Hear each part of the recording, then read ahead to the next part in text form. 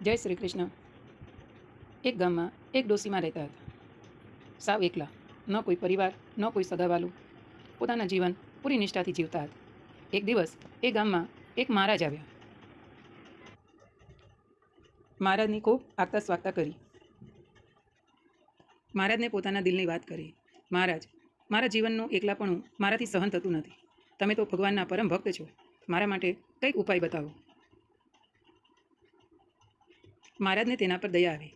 પોતાના જોડીમાંથી એક બાલ ગોપાલની મૂર્તિ કાઢી માને આપીને કહ્યું, માં, તમે આનું લાલન પાલન તમારા દીકરાની જેમ કરજો. તમારું જીવન ખુશીઓથી ભરાઈ જશે. માજી તો સતત એ બાલગોપાલને સેવામાં વ્યસ્ત રહેવા લાગ્યા. પોતાના દીકરાની જેમ ઉઠાડે, નવડાવે, ખવડાવે, સુવડાવે, સતત વાતો કર્યા કરે. એની આ હરકત જોઈ ગામના છોકરાઓને તેની મજાક કરવાની ઈચ્છા થઈ અને માજીને કહે, માં, તમારા આ દીકરાને સાચવજો. એક જંગલી વરુ હમણાં રખડે છે, જે બધા નાના બાળકોને ખાઈ જાય છે. માજી તો ચિંતામાં પડી ગયા. પોતાના લાલની રક્ષા કરવા માટે તત્પર થઈ ગયા અને દરવાજા પર એક લાકડી લઈને બેસી ગયા કે ખબરદાર, કોઈ વરુ આવી અને મારા દીકરાને ખાઈ જાય. સતત ચોકી પહેરો કરતા 1 દિવસ, 2 દિવસ, એમ કરતાં કરતાં 5 દિવસ અને રાત થઈ. ઠાકોરજીને માજીનો પ્રેમ ભક્તિ જોઈ શ્રી કૃષ્ણ ભગવાનને જાતે આ પ્રેમનો અનુભવ કરવાની ઈચ્છા થઈ. તેથી તે પોતાના પૂર્ણ સ્વરૂપમાં સુસજ્જ થઈ, તૈયાર થઈ માજી પાસે આવ્યા.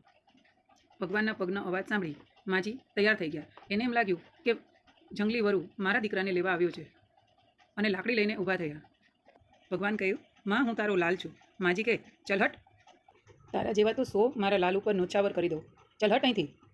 આ સાંભળી કૃષ્ણ ભગવાન એની એક નિષ્ઠા જોઈ પ્રસન્ન થયા. તેણે કહ્યું, માં, હું ત્રિલોકીનાથ ભગવાન છું. તમે મારી પાસેથી જે વરદાન માંગવું હોય તે માંગી શકો છો.